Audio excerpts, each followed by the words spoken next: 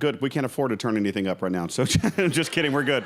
We're good. And again, so thankful for what we just heard. And so I would like to go ahead and have him go ahead and come and give us the next 4 points. Oh, no, not yet. I'm sitting here reading email. All right. You guys ready to go?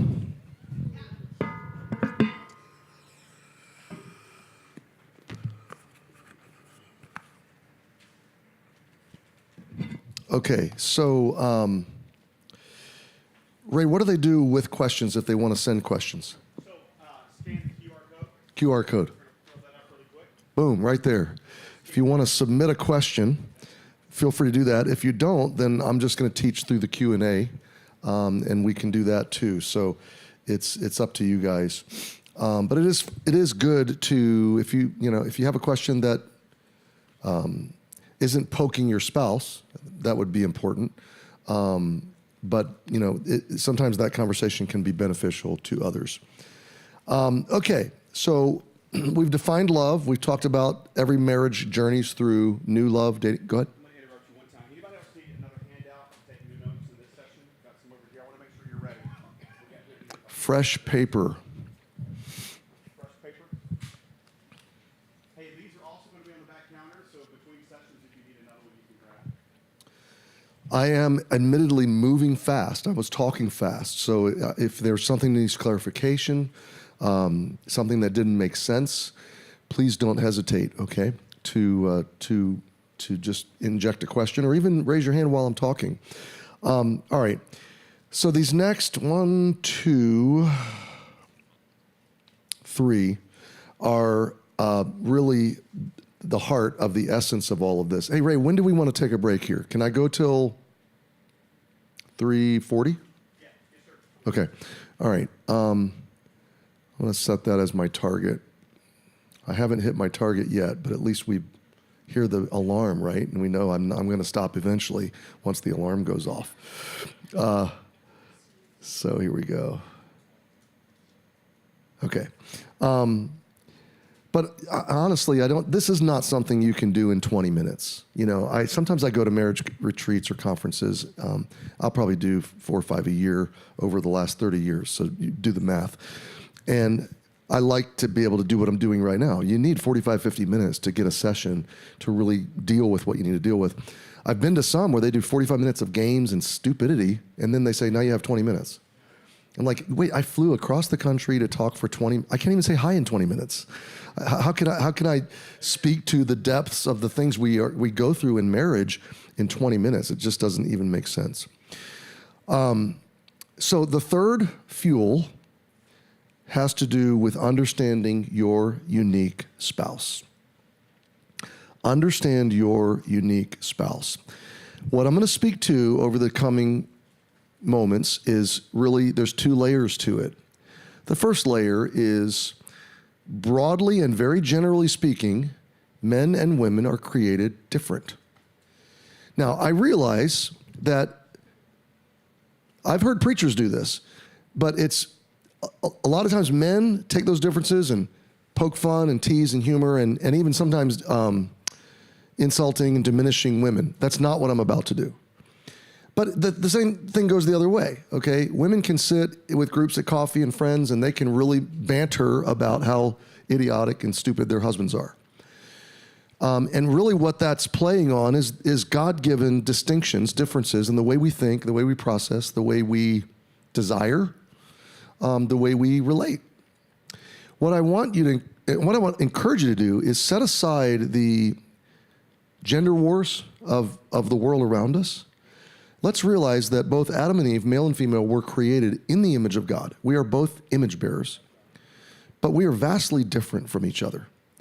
We're different in complementary ways. Now, Satan wants to take everything God does and spin it, pervert it, distort it, break it, wreck it. So God says 2 genders, Satan says, no, many genders, God says 1 race, Satan says, no, many races. Let's start wars and break down what God created. Think of this, though, complementary differences.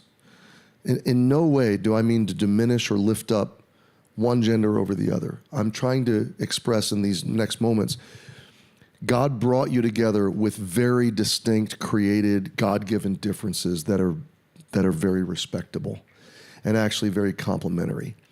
But Satan wants to turn you against each other like magnets facing the wrong direction.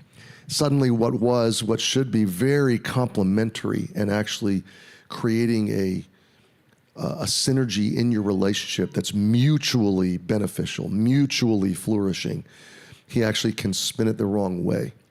And so it can be mutually destructive and mutually diminishing and mutually unhealthy. We can actually take what was designed to fuel both of us, and it can actually break both of us. Okay. So with that said, broadly speaking, I'm going to talk about the difference between men and women. Let me caveat here. It doesn't matter if the whole world is wired one way if your spouse is different. Okay? So that's why I say broad generalities, because I have done enough marriage meetings and counseling. I'm not a licensed counselor, but I've done enough of it to realize there are some marriages that are almost the opposite of what I'm going to talk about, where the wife is wired differently and the husband's wired differently. And I'm going to say that doesn't mean there's anything wrong with you. It just means your unique spouse doesn't fit the broad generalities, okay? So be careful how you hear this. When I say broadly, generally, it may not be pertinent to you or equally pertinent to you.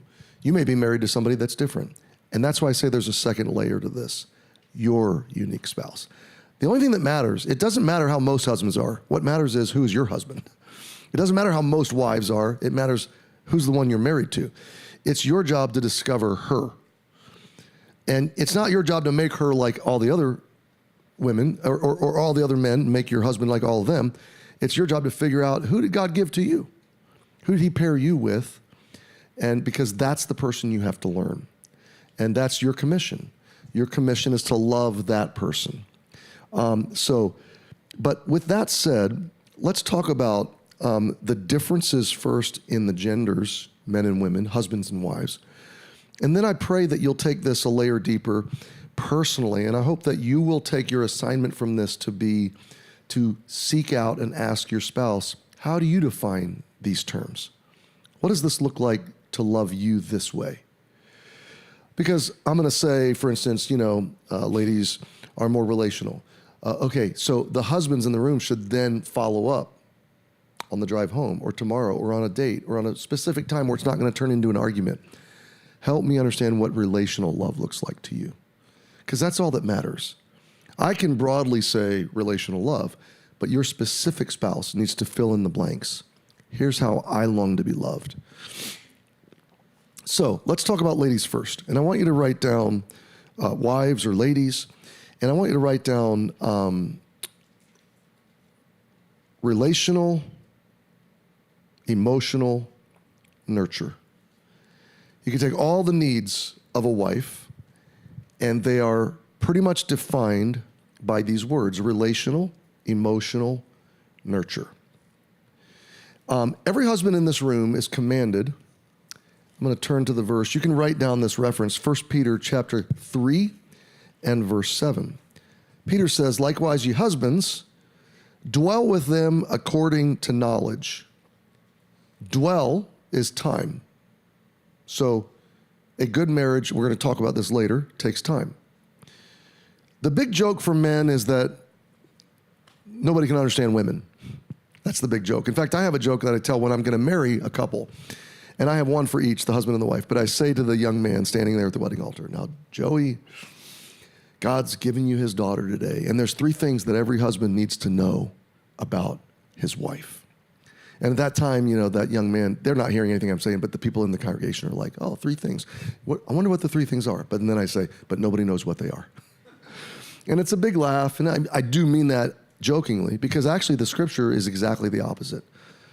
The joke needs to be set aside because God says, no, you dwell with her according to knowledge. Seek to know what she needs.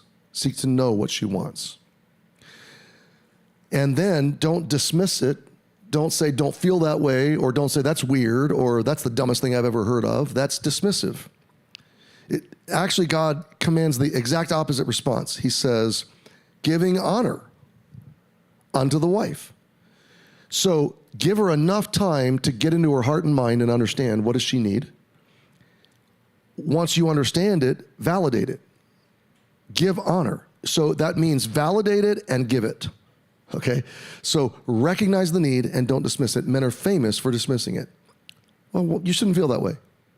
I don't need that. Why do you need that? All that kind of mentality. Understand her needs, validate those needs. And those needs, broadly speaking, are relational and emotional. I want to tell you a story that I'm going to try my best to keep short, but it kind of traces through all of the rest of the things I'm going to say in these sessions. But our family, we lived in Southern California for 22 years. My in-laws lived in Northern California in the Bay Area.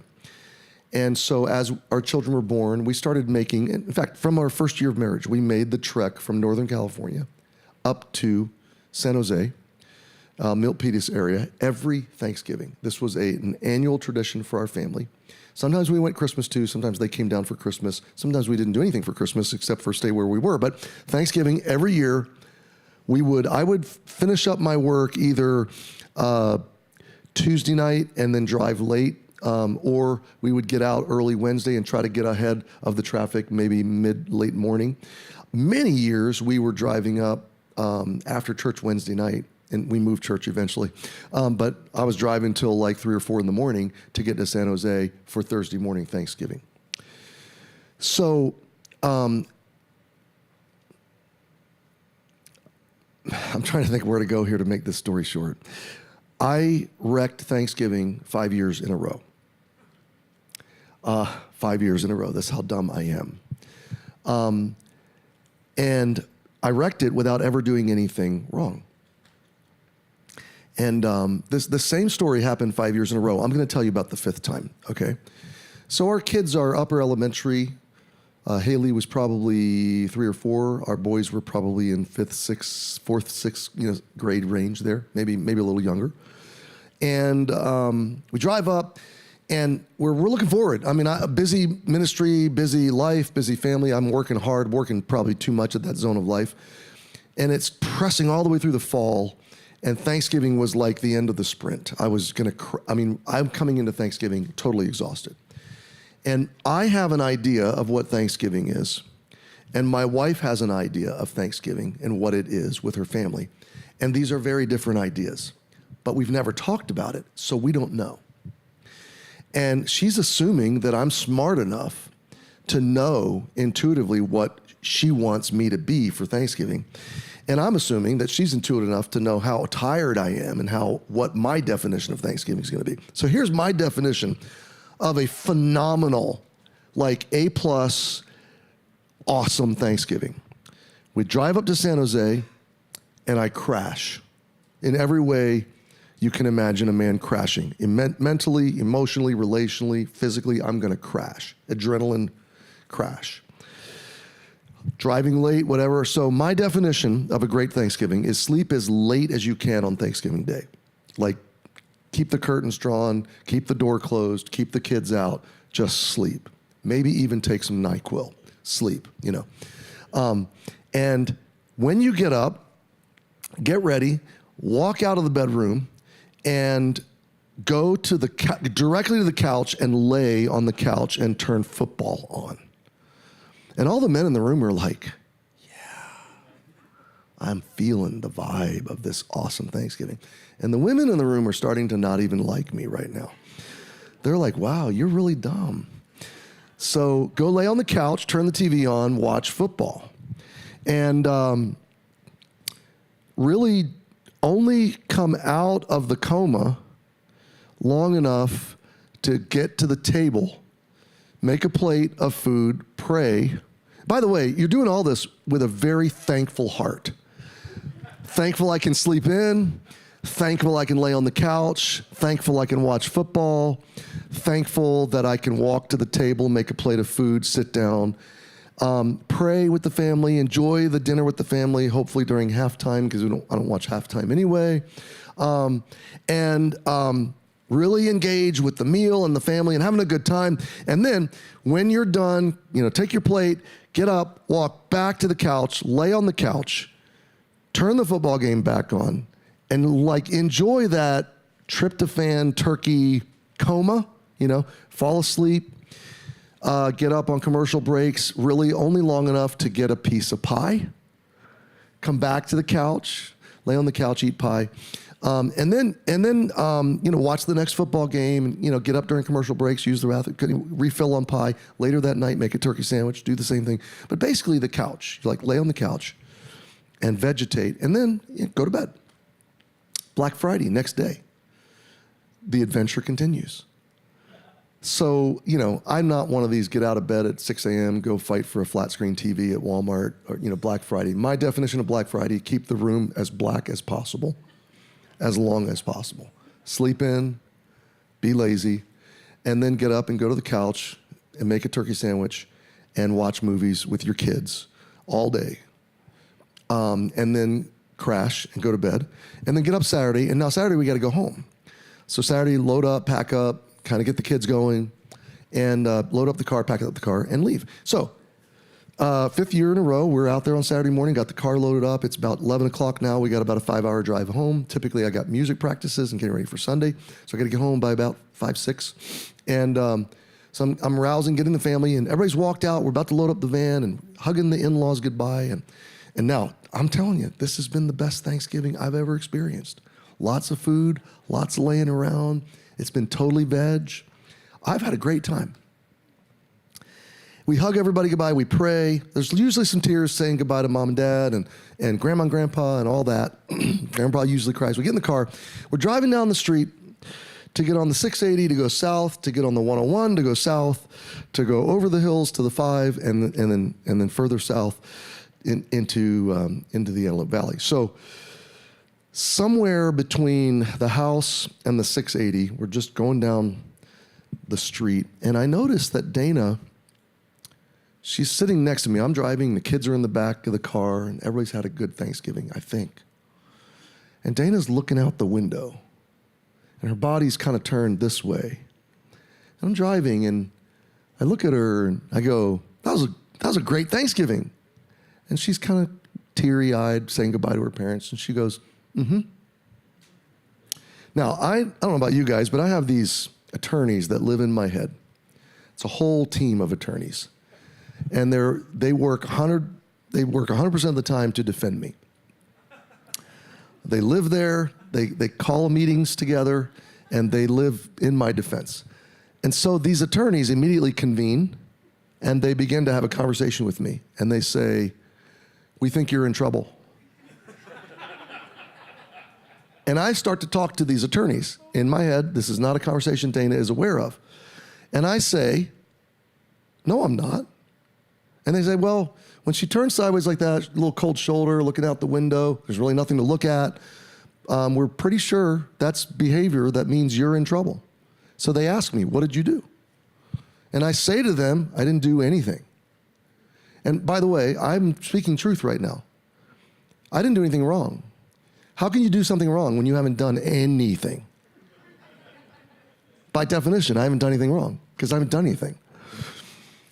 So they said, well, we're pretty sure you're in trouble. Why don't you ask? So I look to her and I say, is everything okay? And she goes, now remember, she's turning this way. She doesn't look at me. She says, yep. Now, just as a side note, for the men in the room, especially if you're younger, when she says yup, in that situation, she means nope. Okay? And so the attorneys go, so I said to them, see, everything's okay. And they said, no, we're pretty sure you're still in trouble. And I said, so what was the first question I asked? Is everything okay? And she says, yep.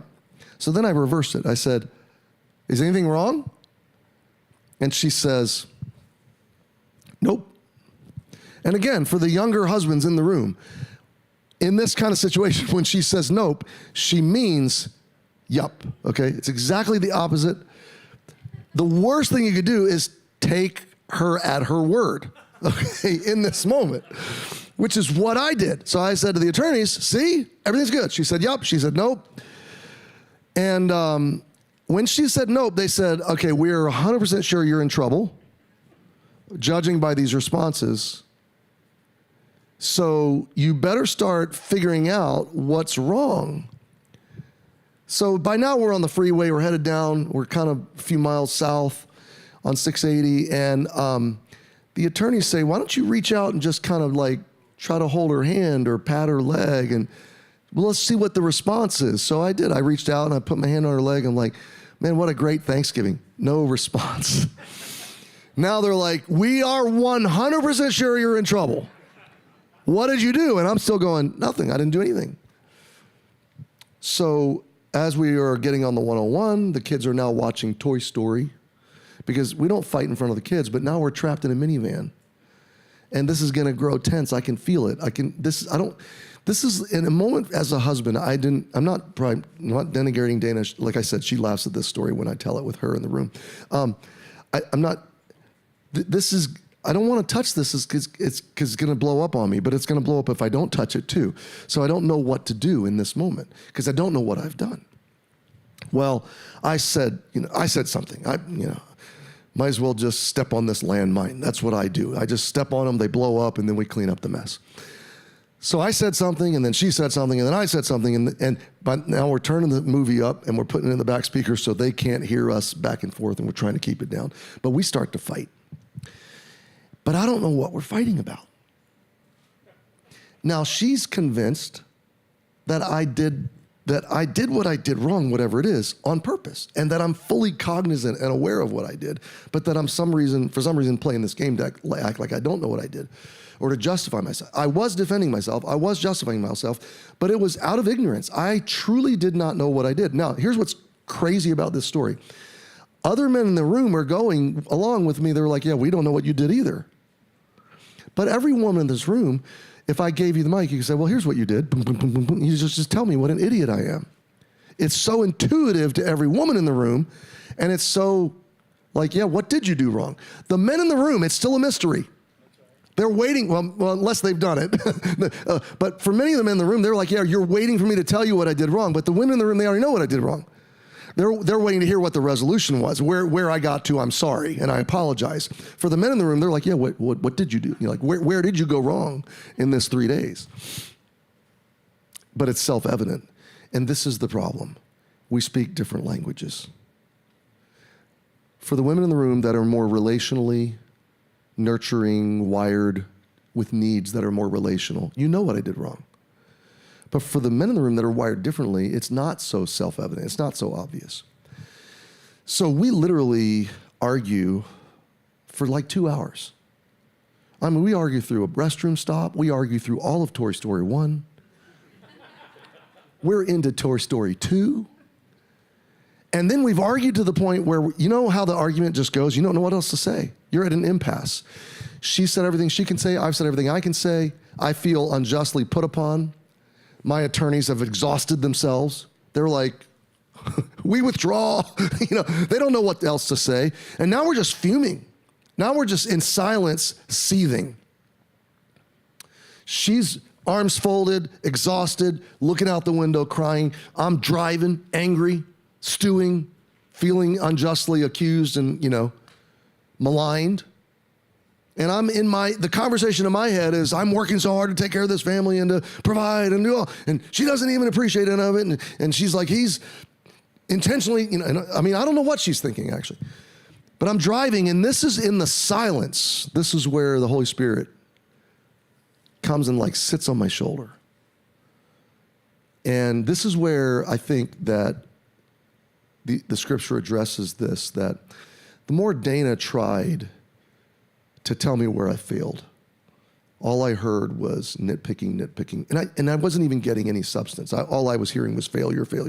I'm a disappointment. And feel like I can never win. So that's so demotivating. But then in her silence, it's almost like she said, Lord, you deal with him. And that's actually a very powerful reality for a Christian husband. The Spirit of God's, and I'm not saying that like I'm Pentecostal and I think, Jesus speaks audibly to me, but it might as well be audible the way this unfolds. It's like God says to my psyche, my heart, my conscience. It goes something like this. So, gave you one of my daughters?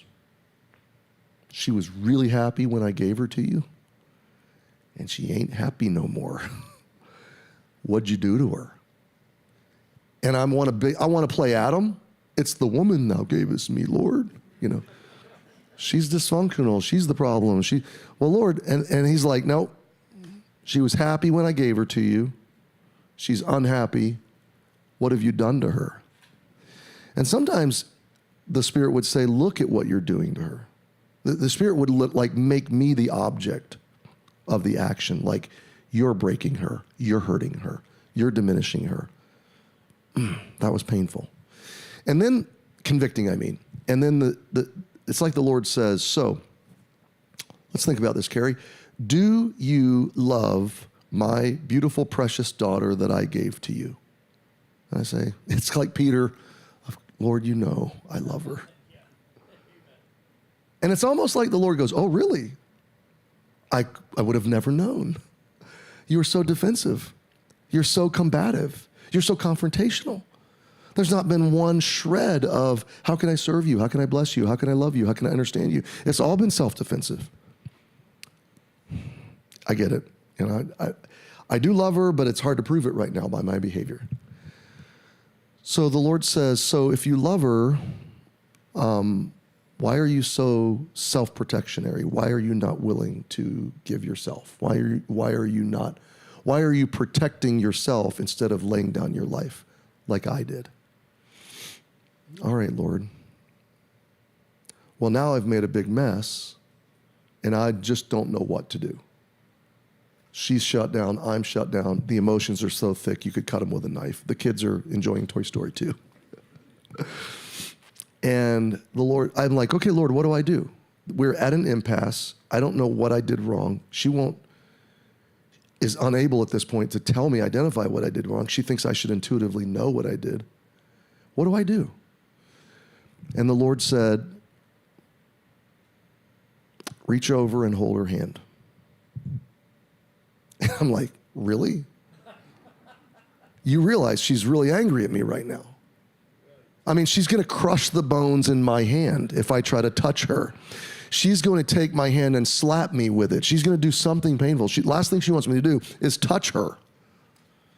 And the Lord said, just trust me. Just reach over and take her hand. So I reach over and I take her hand. Now here's what happens. I turn her hand over and I put my hand on her hand. And here's what happens, actually. Nothing. Zero. Nothing. Absolutely no human response. She didn't rip her hand away. That was a blessing. She didn't crush the bones in my hand. She didn't say, what do you think you're doing, touching me? She didn't do any of that. She just didn't do anything. It was like grabbing a dead fish. No response. So now I'm driving, and she's looked out the window, and I've got her hand, and I don't know what to make of this. And I'm like, this is awkward. Like, it would have been less awkward if she ripped it away. At least there was some reaction. But I'm thinking, okay, she didn't take it away. That's maybe a positive sign. She didn't break my hand. But she didn't respond either, so I don't know what to do here. And I said, Lord, now what? Now what? And the Spirit said, tell her you're not going anywhere. I'm like, but why? What does that have to do with anything? And it's like, Jesus, just trust me. Stop asking questions. Just do what I say. Just tell her you're not going anywhere. So have you ever obeyed God with an attitude? Kind of like Jonah? Like, okay, fine, I'll go, but I don't want to. This is what I'm doing right now. I'm like, I'm going to obey Jesus in the worst possible way I can. So I'm driving, and in my fleshly interpretation of what Jesus said to tell her, here's how it comes out. This is no exaggeration. It's exactly what happened. I said, well, I know two things. When I said that, she actually looked at me, didn't move her hand at all, and she went, what do you know? The inference was, you don't know anything, Jack. Okay, I took it. All right. I said, I know two things. She's like, what do you know? I said, I know. Let me think about the words I said here. Here's what I said. We've got issues. She smirked again and she goes, you've got issues. I'm telling you, my wife is feisty. If you met her, you'd think she's the most demure, timid, like meek-spirited, sweetest person. She's like Minnie Mouse, you know? But in a moment like this, she can hold her own. She goes, you've got issues. And in that moment, the Lord was like, just agree with her. I went, yeah, you're right. I definitely have issues. But I said, number two, we've got the rest of our lives to work through them because neither one of us are going anywhere. That was my snarky way to say, we're not going anywhere. And when I said, we've got the rest of our lives to work through our issues because neither one of us are going anywhere, something happened. I got to show it to this side, then I got to show it to this side because you got to look close. The hand, the dead fish.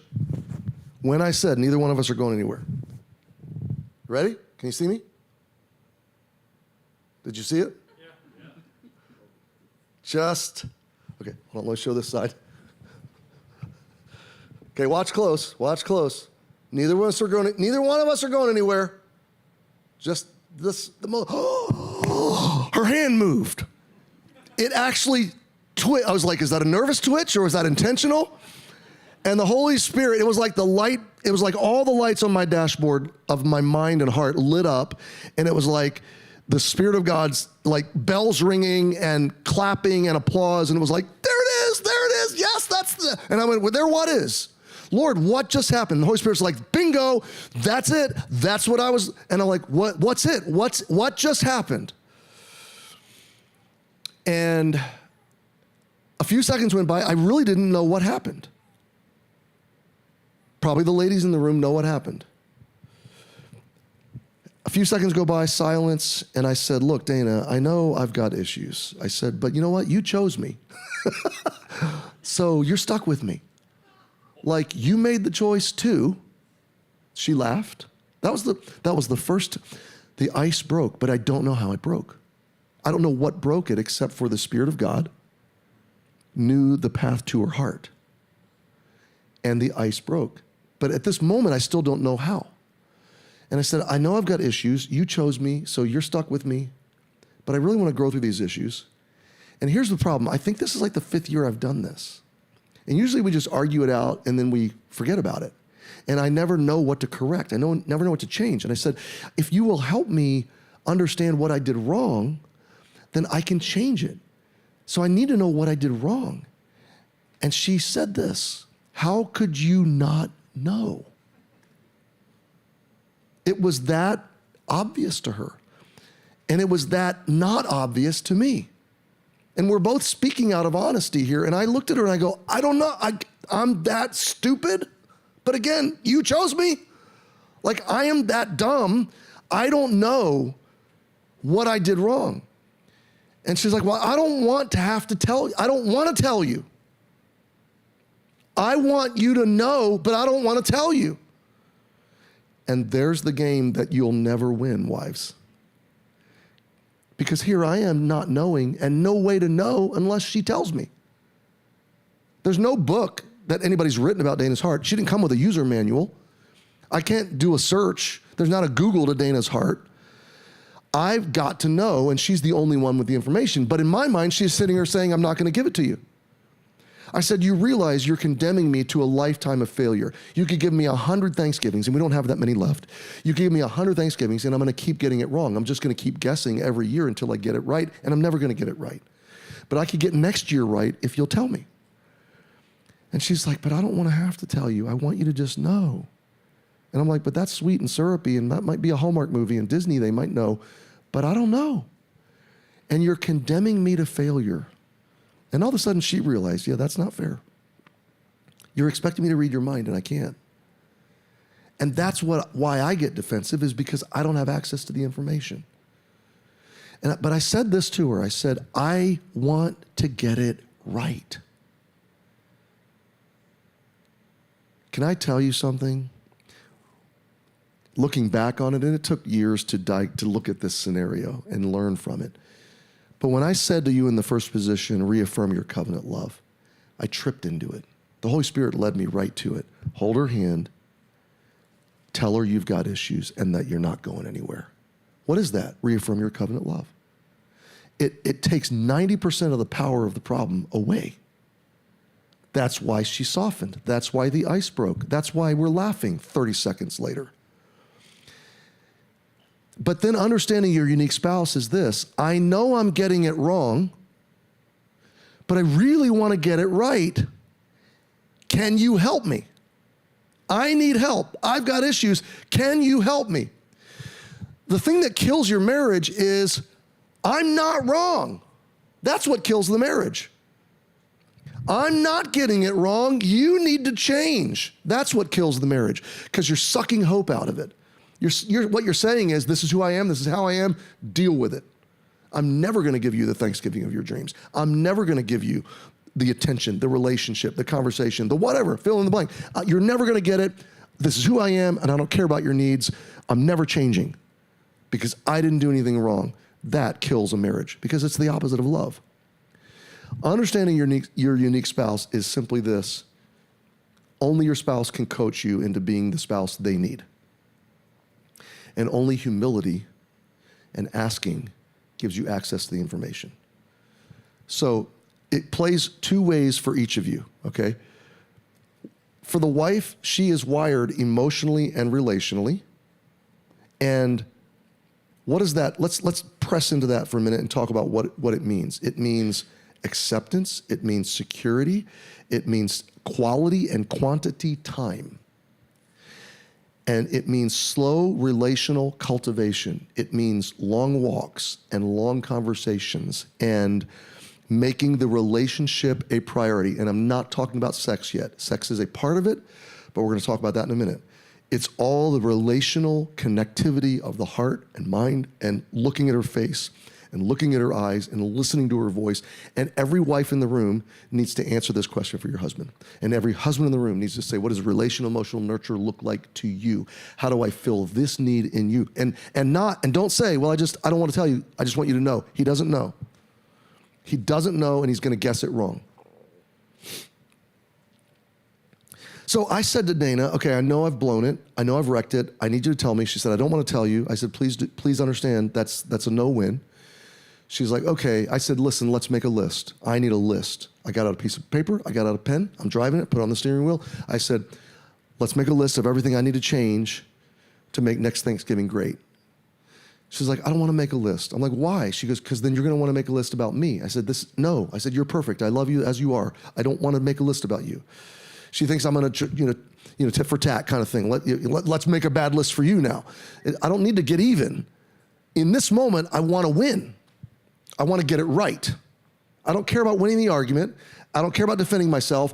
I want to understand this woman's heart, and I want to make it happen. And I told her that. So I said, let's make a list. So finally, when I got her over the hurdle of making the list, I'm like, okay, come on, tell me. I'm ready to write. And she goes, I don't know. And I'm like, well, if you don't know, how am I ever going to know? And all of a sudden, that was a big laugh. We both laughed. And I said, okay, let's forget the list. Let's just think of one thing I can change next year, one thing that I can do different for Thanksgiving. She says, well, Carrie, I know you come into Thanksgiving tired. That was a big win for me. It was empathy. I know you need to rest. That was empathy. I know you like to watch football. I know it's all fun. She says, if you could do one thing next year, could you just hug me in front of my dad? I'm driving the car. I literally went, come again? Say that again? I was going to write. I didn't write. I'm like, did I hear you right? She said, yeah, could you just hug me in front of my dad? I'm like, serious? She goes, oh, that would be amazing. And I'm like, okay, I'm not like criticizing. I'm going to write it down, hug you in front of your dad. I said, but I'm shocked. She's like, and all the women that get it, all the men in the room were like, yeah, that's weird. I'm like, help me out here. Where's that come from? Because if you gave me a billion guesses, I would have never guessed that. That was never on my list. I would have thought she's going to say, get up at 6 a.m. and help my parents clean the house. And, you know, I would have thought she's like, don't watch TV.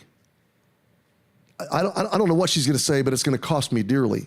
And what she comes out with is hug me in front of my dad. And it was like nowhere in my vocabulary. And I said, well, explain, like, talk to me about that. I would have never guessed. I'm so glad we're having this conversation because that wouldn't have been the millionth thing I wrote down. And I said, so help me. She goes, well, okay, it's like this. Carrie, you're a really good husband. And I'm like, I am? Who are you and what have you done with my wife that was in the car an hour ago? Because I was a total failure an hour ago. She said, no, you're a really good husband and you're a really good dad. You love the kids, you love me. You take really good care of us. We have a good life together. But when we go to Thanksgiving, my parents don't see that. And I want them to see that. My dad was a good dad. He took good care of me. And I want him to know you take good care of me. I want him to see that you really love me. But you're laying on the couch.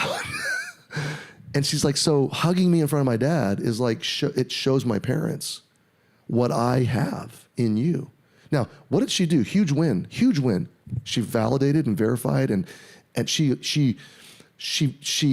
affirmed my wins that I thought she was forgetting.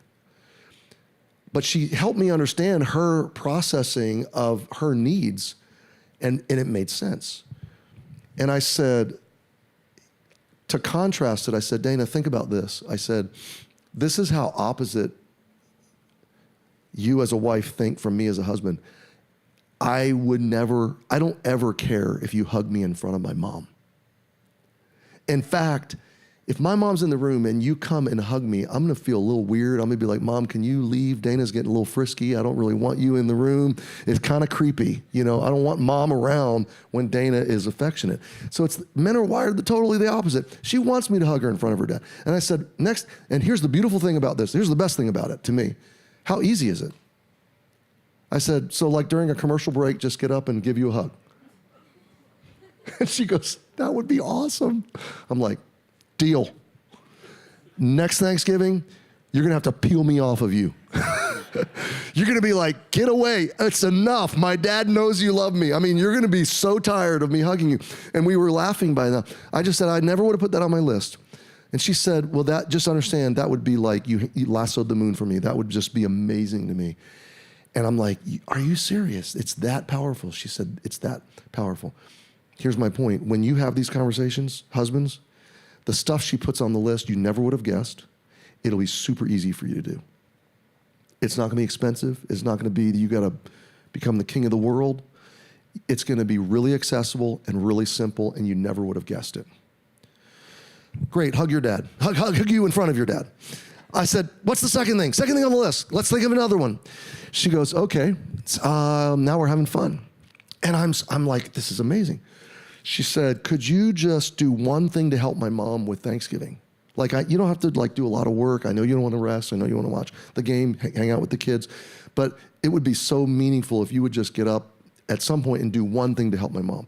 Okay, like, give me some ideas. What are you talking about? Well, empty the trash, or set the table, or carve the turkey. Or I'm like, wait, carve the turkey? She's like, my parents hate carving the turkey. I said, I don't mind carving the turkey. I can do it during halftime. I can eat the turkey while I'm carving it. That's a win-win. And that'd be awesome. She's like, if you would carve the turkey, that would be such a win for me and for my parents. They hate to do that. I said, deal. Next year, hug you in front of your dad, carve the turkey. Game on. Third, what's on the third thing? Okay, well, whenever we go to a shopping or a mall, anywhere, now this was getting personal. Whenever we go anywhere together, could you just walk with me instead of in front of me? Could you walk a little closer? Because I'm a man, I like to lead. I get out of her and my daughter, after my boys were grown, we'd be at the house. They'd say, let's go to the mall. Dad, would you take us to the mall? Sure. They would take 30 minutes to get ready. Hair, face, purse, dress, all of it. 5 minutes. I'm ready in 5 minutes. I look beautiful most of the time. So I'm in the car waiting. They come out to the car. They've just taken 20, 30 minutes to get ready. We're going to go to the mall. We go to the mall. I park. I get out of the car. There's doors waiting. I'm gonna go grab those doors, hold them open for my ladies, and then I'm on a mission. I'm gonna go to Cinnabon. I'm gonna go to soft serve ice cream. I'm gonna go to Auntie Anne's pretzels. One of those things. I'm on a mission. Food court.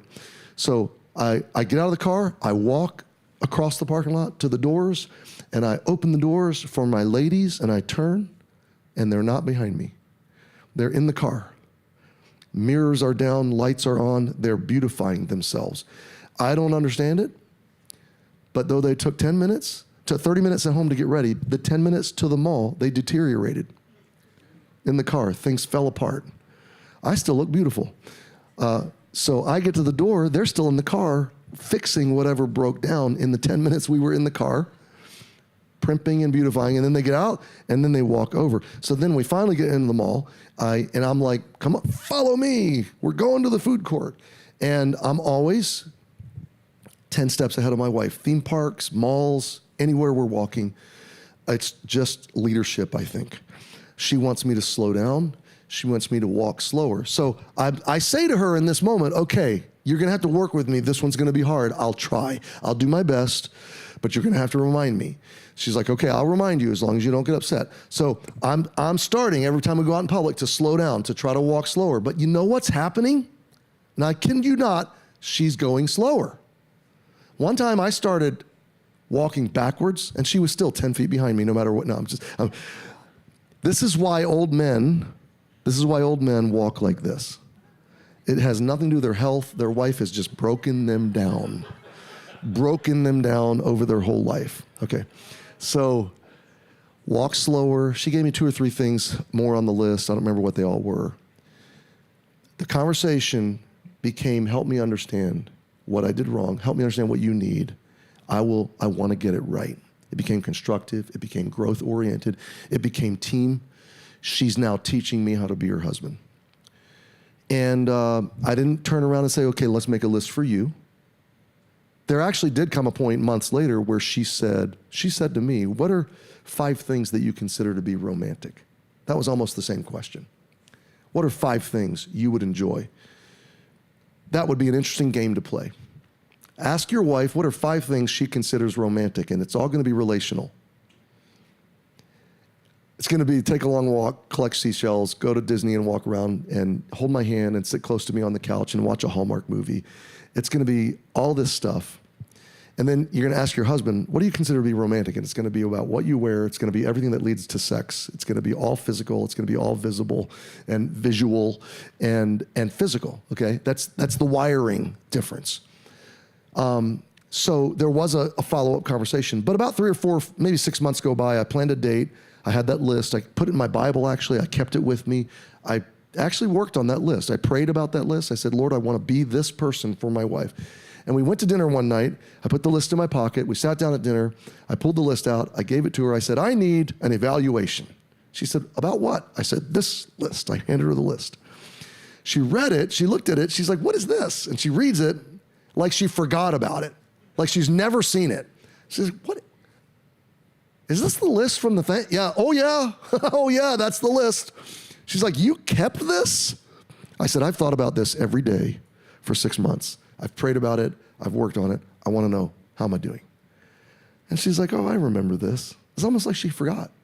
She goes, she reads it for a minute. She goes, yeah, you're doing pretty good. There's room for improvement, but you're doing okay. We're headed the right direction. You know, I just want you to see the difference between 3 hours in defense mode, Toy Story 1 and 2, getting nowhere. I'm not going to change. I didn't do anything wrong. Attorneys in my head. And then the moment God says, what does love look like? Doesn't love look like help me, teach me, grow me? I want to get it right. The power of you looking to your spouse and saying, I know I'm getting it wrong. I want to get it right. Tell me how. That changes everything because it puts hope in. It infuses hope. And now, even though you're not getting it right, 99% of the tension is gone because you want to get it right. You see, our emotions changed in the car. We're laughing, we're collaborating, we're talking. Why? Because I said, I want to get it right. Help me, and I will. Ladies, I tell every young bride, Your husband can become a great husband, but you need to give him 3 or 4 decades. It's going to take that long. Okay, let me move on to the men. Goodness, I've only got 2 minutes left. Okay. Ladies are relational, emotional. I want you, for the men's needs, I want you to write down respect, physical and emotional reverence. That's the word I want you to use. Physical, emotional reverence. And the verse I want to give you is Ephesians 5:33. Now that is a lengthy passage on Christ and his love for the church and what husbandly love should look like to a wife, and a wife in return, submitting to that love, honoring that love, and loving back. But Paul ends the passage this way, and it's really an interesting word. He says, nevertheless, let every one of you in particular love his wife, even as himself, which is what I'm talking about. And the wife see that she reverence her husband. So the word reverence is, some of the modern versions use the word respect, but that's a cheaper word, okay? Reverence is sort of like an unconditional respect. And what I want to say here is that most wives spell love T-I-M-E, and most men spell love respect or reverence. And let me try to draw the equal opposites that they are. Because a woman's heart is thirsty for relational and emotional nurture, it's conversation, it's looking into her eyes, it's giving her time and focus. And that actually melts her heart. That actually fills her heart with the sense of being loved, okay? That, though men enjoy that and though men need that, they need it differently, and it doesn't create the same sense of fullness and flourishing and intimate connection that it does for a woman. The equal opposite for the man is what the Bible calls reverence, which is a kind of admiration that's different than ego. It is a kind of, it's when Dana said to me, you're a good husband, you're a good dad, and I respect you and admire you. It is profoundly motivating to be told by our wives that they think we are good men. Because no one knows us like our wives. And if my wife looks at me and says, I respect you and admire you as a good man, my first thought is, I'm not a good man. My second thought is, but if she thinks I am, I sure want to be. I'm sure going to try to be. It's profoundly motivating. Her telling me my failure is demotivating. It's crushing. It's like, why try? Her telling me that I can be the man God's called me to be, it's like it infuses a kind of courage and a kind of, I'm going to be that man. So I want to say to the wives in the room, you hold a nuclear power in your husband's life. And that power can destroy him, or it can inflate him with courage and confidence. And it's a holy thing, okay? It's not just stroking his ego. It's not just giving him sexual gratification. I will say, when I say physical reverence, it is a kind of respect that doesn't just say, you're a good man, you're an honorable man, you can be the man God's called you to be, I'm cheering you on. It is that, but it's a kind of reverence that says, God's wired you physically, God's wired you sexually, and I respect that, I honor that, I understand that, and I'm glad for it. I'm going to show you in Scripture where a husband delighted in his wife emotionally, relationally, and a wife delighted in her husband physically and sexually, and they were meeting each other's needs. Is it to say that husbands don't need relational and emotional connection? They do, but not like they need physical. And the physical makes them emotional. It makes them relational and cuddly and like teddy bears. I'm going to say it plainly, okay? Making love to my wife bonds my heart to her in an intimate, relational, emotional way at a depth, in the same way that holding her hand and walking on a beach and dreaming about our future bonds her heart to me. They're equal opposites. Giving her relational, emotional needs bonds her heart to me, and it's actually what makes her want to and able to make love. But it is the making of love different than the walking on the beach. I enjoy walking on the beach with Dana, but I'm not craving it. I don't wake up thirsty for it like she does. Men wake up thirsty to be folded into their wives' arms and to be joined physically united with them. Do women need that too? Yes, but less frequently for the most part. And it does something, it produces something different in the woman. It produces the sense of being protected and being intimate in a different way.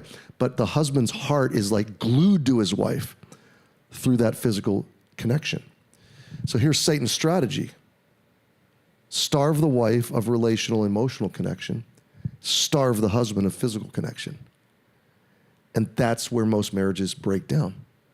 And then you end up, and I'll illustrate this too in a second, then you end up with a standoff that only goes to total destruction. Let me say it real plainly.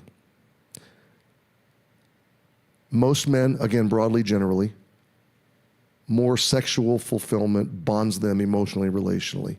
Most women, broadly, more relational, emotional, bonds them so that they're more interested in the physical. And you have a cycle here where you're fueling and blessing and unifying your hearts and lives together with emotional, relational connection and then physical respect and reverence and fulfillment. And it's this fueling of the fires of your marriage. And now it's on you to say to your wife, tell me about emotional, relational nurture. What does that for you? And it's on you to say to your husband, tell me about physical reverence, heart respect. Tell me what that's all about for you. Dana and I, we've had those conversations. It was enlightening. Here's the thing. You find out what's flammable to your spouse. You give it to them. Flames. You have the power to make your spouse fall back in love with you over and over and over and over for the rest of your life. You have the power to make your husband fall in love with you over and over. Your wife fall in love with you over and over. If you do it, your marriage will flourish. If you find out what's on the flammable list, what's combustible, what's the flame source, give it to them. And give it to them as often as you can, within reason, okay? And by the way, I find in Christian marriages, most spouses, their expectations of the other are reasonable. When you really get down to what do you want, what do you need, what do you hope for in this marriage, with Christian couples, the expectations are always well within reach and very reasonable. But the other, because they don't feel the same need, they've dismissed it, they've marginalized it, they've made it less of a thing. The husband stopped romancing his wife, the wife stopped romancing her husband. For Dana, I'm trying to figure out where to go because I want to wrap up in the next 3 to 5 minutes.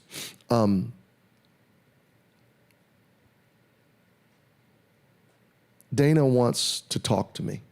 She wants me to cherish her voice, look at her face. She wants to walk on a beach, collect seashells. She wants to go to Disney, walk around, eat churros. I married a Disney girl. She grew up going to Disneyland. You're going to think I'm an idiot. For our 50th birthday, I bought both of us Disney World passes, annual passes. And that's what I do for her. I take her to Disney. We're empty nesters. Our grandkids get mad at us when we go. But that's our thing. That's what we do. For our breaks, for our vacations, we go to Disney. I go for the food. She goes for everything else. I really go to see her enjoy it. That's what I love most about it, is she just loves those parks. She loves the food, the rides, the characters. She loves it all. She never gets tired of it. And that's our escape. That's where we go. So we've renewed those passes 6 years now. It's been the best money we've ever spent on our marriage. So what I learned in this is it's fun to discover what ignites your spouse's heart, and it's fun to give it to them. It's fun to love loving. That's who God is. He loves loving us. And so it's fun to be loved, but it's even more fun to discover what your spouse loves and give it to them. Okay, let me show you in the scriptures, and then I want to show you a visual illustration of what I'm talking about, and then we'll stop, take a break. Go back to Song of Solomon, and I want you to go to chapter 2. Chapter 2, verse 8.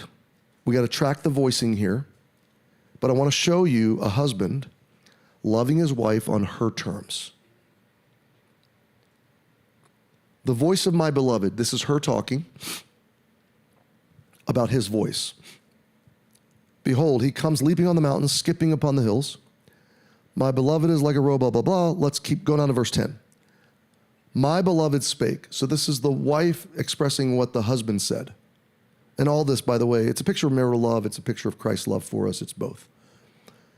My beloved spake and said unto me. So the husband now is speaking to the wife. Rise up, my love, my fair one, and come away. For lo, the winter is past, the rain is over and gone. The flowers appear on the earth. The time of the singing of birds is come. The voice of the turtle dove, is heard in our land. The fig tree puts forth her green figs, and the vines with the tender grape give a good smell. Arise, my love, my fair one, and come away. Now pause. Think about this. This is a dude. Most dudes aren't into flowers and birds, turtle doves, figs, grapes, horticultural. Now, that's not true of all of them, but most guys aren't going to their buddies and going, hey, Tim, let's go out and smell flowers. You know, throw the football, shoot something, hunt something, fish for something. Yes, most of them are not horticultural. So here's my point. This guy knows his wife. She likes flowers. She likes birds. She likes spring. She likes figs and grapes and vines and walking through the vineyards and the gardens. He has planned a getaway. He's gotten a babysitter. He's packed the bags. He's taken off work. He's cleared the schedule. And he said, rise up, my love, my fair one, my beautiful girl, and come away with me. I'm taking you away. We're going to have your favorite horticultural adventure. Let's keep reading and let's look at what he does. He keeps talking here. Verse 14, oh, my dove, that art in the clefts of the rock. It's so fun to say stuff out of Song of Solomon to your wife, by the way. Sometimes I'll say that to my wife, oh, my dove, in the clefts of the rock. And she'll just be like, shut up. You know, it doesn't quite work. But for this guy, it worked great. Oh, my dove, that are in the clefts of the rocks, in the secret places of the stairs, let me see thy, what's the word? Countenance. Hey, I want to look at your face. Now, the average self-centered man says, I want to look at your whole body. But this guy knows his wife, and he says, I want to see your face. He's not asking for sex. He's asking for relational connection. He gets her. Look, it gets even better. Let me hear thy, what is it? Talk to me. Girl, I want to sit down, and I want you to talk. What do most husbands complain about their wives? Why do you talk so much? That's evil. Think of it this way, guys. Of all the men on the planet, she chose you to talk to. What a privilege. And one day, till death do us part, one day her lips will go silent, and you will wish she could talk to you. So she's here. She's alive. She's now. You have what you have now.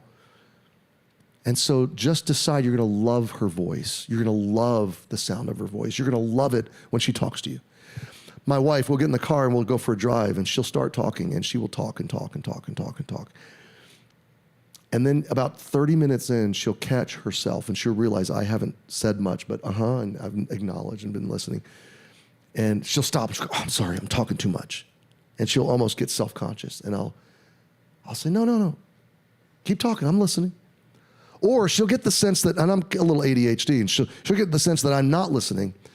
And she'll go, you're not listening, I lost you. And I'm like, no, I really am. And she'll go, okay, what did I just say? And I'll go, back up 60 seconds, I promise, I'm gonna start over, you know. And she's learned to forgive me, by the way. That used to be a fuss, now it's not. She realizes I'm trying. But I said, no, start over. What did you just say? Don't get upset at me, just tell me again, I'm listening. And, but I'm trying to learn that that's part of the connection. He says, let me hear the sound of thy voice. Look at what he says. For sweet is thy voice, and thy countenance is comely. I love your voice. I love your face. I want to give you the connection and the romance that you need. All right, wonderful. He did it for her. Does she do it for him? Turn over to chapter 7. You guys okay? I know I'm a little over time, but this is important. Chapter 7, verse 10. She's still talking here. I am my beloved's, and his desire is towards me. Pause. What is she saying? I belong to this man, and he wants me. What's she talking about? She's talking about sexual desire here. You'll see it in a minute. His desire is towards me. Now, let's pause. We talked about men complaining about their wives talking too much. What do most women, when they get together with friends, coffee, nails, salon, whatever, when they're with a group of women, what is the thing they complain about their husbands the most? Nobody wants to say. Come on, you guys know. What is wrong with these guys? They just always want sex. They're just animals. You know, my husband never gets, he's always grabbing me. He's always touching me. He's always poking me. Okay. This woman reversed the narrative. Like her husband did in chapter 2, your face, your voice is sweet to me, talk away. She's reversed the narrative. She has come to realize of all the women on the planet, he chose me to be sexually intimate with.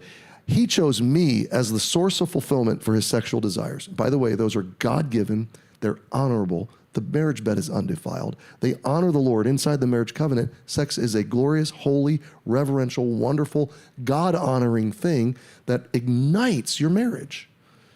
And she's figured it out. This is the key to his heart. Whoever said the key to a man's heart is through his stomach was wrong. Okay? That's number 2 on the list. This girl figured it out, number 1. Okay? I'm not trying to be irreverent or disrespectful. I'm saying this is the biblical pattern. She says, his desire is towards me. Of all the girls, he chose me to make love to. He chose me to be intimate with. So look at what she says. Come, my beloved. This is still her talking. Let us go forth into the field. Let us lodge in the villages. Now pause. Now she's gotten a babysitter. She's cleared the calendar. She's gotten off work. She's packed the bags, made the reservation. And now she's saying, come away. I've got a surprise for you. Well, let's see what the surprise is. And don't get ahead of me, but she says, let's get up early and go to the vineyards again. Let's see if the vine flourishes and the tender grapes appear and the pomegranates bud forth. Pause. I can hear him already thinking, this girl loves flowers. Oh no, not another walk through the vineyards. We already did that. I can even feel him maybe thinking she's a little self-centered. All she ever thinks about is these horticultural experiences. But what does the rest of the verse say? Look at the rest of the verse 12. We're going to go up to the vineyards and the grapes and the vines and the pomegranates, and there will I give thee my loves. Are you guys reading this with me? Dennis Rainey said of this, he said, she gave her husband a horticultural experience he never forgot. She said, let's go make love in the vineyards. Let's go make love in the garden. I'm going to give you myself there. Suddenly, that guy got real interested in flowers. Suddenly, he was real excited about going up to the vineyards all of a sudden. I'm trying to help you see, she figured him out. She got it. She dialed it in, okay? And they blessed each other. It was a ministry to each other. All right, last illustration before we take a break. And I need to borrow somebody. Can I borrow you guys? I won't make you do anything stupid or foolish. Is that okay? Tell me your names again. Juan and Wendy. Come on up here. Stand right here and stand face to face. There's more to say about this if we have time later, but I want to close it with this visual, okay? So come a little closer, face to face, like you guys love each other, okay? You can even hold hands, or if you want to kiss her or hug her, that's fine too. Okay. So 3 points in a marriage, face to face. This is how you, quote unquote, fell in love. This is how it all started. Why did it go? It went because you were fueling the fires of romance between each other. And it happened face to face. This was conversations, this was affection, this was all the combustibility between you. And then you got married, and life takes over. So now I want you guys to stand shoulder to shoulder. Okay. You guys just had your first child, right? Yes. How old is he? 1 year. Okay. So you guys are going to identify with this. So you have a baby, you get jobs, you get a house or a mortgage or rental, you get cars, you got car payments, you got insurance and all this stuff. You got to shop for groceries, you got to wash your car and fix your house and do your laundry. And shoulder to shoulder, this is the stuff of life. It's not bad, it's all good, it's all wonderful, it's all God's blessings and gifts, but it's not face to face, it's shoulder to shoulder. You are doing life together. Whatever that looks like for you, might be both of you have a job, might be one of you staying home, one of you has a job. That's all irrelevant to the illustration. You're just doing life together. It's all the stuff that comes with your love. And then you have kids, and kids are so demanding. The worst, honestly, the biggest danger to your marriage is kids. Kids destroy marriages. You know, it's like they keep you apart. They're demanding, they're the center of your world, and everything revolves around them. It's like you had to be close to make them, and once they're made, it's like they never want you to be close again. It's amazing, and especially when it comes to sex. It's like they have little sex radars, and there'll be none of that going on in this house anymore. It's like from the youngest of ages, I feel like it's like with the first child, it's like a preventive sibling rivalry. It's like if I can prevent the conception of future children, I win. And so anytime the parents are getting anywhere close, that little kid is right there. You're like, nope, there'll be none of that. Even into their teen years and college years, they will do everything they can. It's just subconscious. It's woven into them. There'll be no sex in this house. You're going to have to fight for your time, for your relationship, for your marriage. By the way, the greatest gift you give your kids is a strong marriage. The worst thing you could do for your kids is let them tear your marriage down. You have to say, this door is shut, you're not allowed to knock on this door. And by the way, with our teenagers, we just said, if this door is shut, do not knock on this door. Don't even come close to this door. And by now they know about sex. And I'm like, don't let your imagination get wild. Like, maybe we're wrapping your birthday present. Maybe we're having an argument. We may or may not be making love. That's irrelevant. Just do not knock on this door. There's two occasions in which you can knock on this door. If the house is on fire, you're allowed to knock on this door. And if somebody has come into this house and is threatening, you can knock on this door. Next morning, after I told my oldest son, do not knock on this door. Next morning, I looked at my wife. I said, I wonder if it's the house on fire or if there's a stranger. Let me go see. And I opened the door. And my son says, Dad, I need a Q-tip. And I'm like, we just had a meeting last night and he went, oh, Dad, I'm sorry. I'm so sorry. And I'm like, it's okay. I'm like, we're okay. We're just getting dressed. But I said, don't knock on the door. Next morning, I kid you not, 24 hours later, same thing. I go to the door. Dad, I need a cotton ball. I'm like, what is your obsession with cotton, man? And he's like, oh, I forgot. You know, we had to work at creating our space and telling our kids where the boundaries were. And you know what? They mope and complain about it, but let them get over it. They'll be fine. Okay, shoulder to shoulder, you're doing life. Here's what happens in every marriage. Too much shoulder to shoulder, not enough face to face. Pretty soon, you're back to back. Turn and back to back here. Now you're back to back. What's happening? You're growing cold. No relationship is static. It's either getting closer or getting further apart. It's always moving. And now, it's cold. And you guys can't be touching. You got to kind of space this out here. All right. And they're growing apart now. And this is a little bit of silent resentment. He hasn't talked to me. Why should I be physical? She hasn't been physical. Why should I talk? Both are thinking this almost subconsciously. And a week goes by, take a step. Take a step, Wendy. And 2 weeks, take another step. 3 weeks, take another step.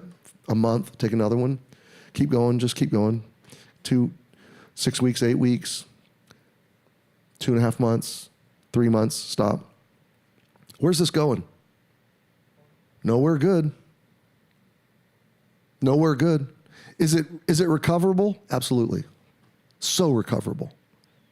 Somebody's got to turn and run the other direction. It can be either one of them. I think 1 Corinthians 7, which maybe we'll look at later, says, let the husband render unto the wife. So in this case, let's take Juan, you said? Juan? Yes. Okay, let's take Juan. Juan repents, stops withholding. These people are withholding from each other at this point. They're defrauding. That's the biblical word for it. And let's say he comes over to his wife. Now, physically, he wants to be with her. Emotionally, she wants to be with him. There's been a standoff. So this isn't about sex. This is about coming to where she is. And he's going to reach out and love her. No, Wendy, don't turn around that fast. You never give in that quickly. You know what's funny about this illustration? The young wives always turn around immediately, like that never happens in real life. But the younger the couple I use, the faster the girl turns around. But people that have been married like 10, 15, 20 years, the wife just stands there. I don't even have to tell her. They always just stand there, you know. Because this is, I'm not saying it's a game in a trivial way, but this is the game. Her heart has kind of shriveled up a little bit and desperately needs a drink of water relationally. She's thirsty. And she's thinking, oh, he's just coming over here because he wants physical fulfillment. This is just selfish. So kind of put your arms around her, you know, and hug her and don't respond, Wendy, okay? This is what happens. This is the dead fish hand. Okay? So what she's saying while she's standing here is, prove it, bucko. Prove that you're not just serving yourself here.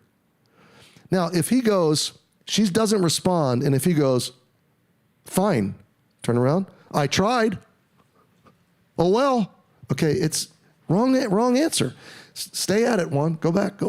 Just stay at it. Unconditional love, eventually she's gonna melt. Okay, so Wendy, let's say a day or two goes by, he's finally proven himself, and you're gonna finally give in, okay? So you can turn around, and you're back to face. Okay, come back to the middle just for a second. I'll show one more picture of this. A healthy marriage is one. It's not one, go back to back for a minute. It's not one that never goes back to back, because every marriage does. It sneaks up on you. You're there and you didn't realize it. A healthy marriage is where two people get really good at recognizing this. It's like when your car has a gas gauge that says, oh, you're getting low, do you want me to get gas? Good marriages are two people going, hey, I think we're back to back here. Instead of letting a week or two or three or a month or two or three go by, you quickly go, hey, we need face-to-face time. Turn back around. And then here's the goal. The goal is face-to-face, shoulder to shoulder.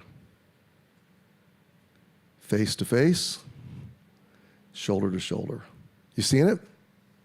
That's what a healthy marriage is. Okay? You have to make that happen. And when you're face to face, you're saying, I know what you need and I'm going to give it to you. I'm going to bless you with it. I'm going to fulfill your needs. Okay, you guys can be seated. Let's thank them for helping with the illustration. I'm going to ask Pastor to come. I took more time than I probably should have. But tell us what the schedule is, and then we'll do whatever later, the Q&A, or either way, even if it's just 5 minutes, Ray, I need to give the last, what are we on, number 3? Or, we're on 3? Yeah. I've really kind of taught the 4th, but. Well, the pattern for a lot of couples conferences is normally 2 days, and so there's a lot of stuff to fill. There's probably 3 or 4 or 5 sessions, and then there's game times and activities and things like that. And what I would like to do, and I know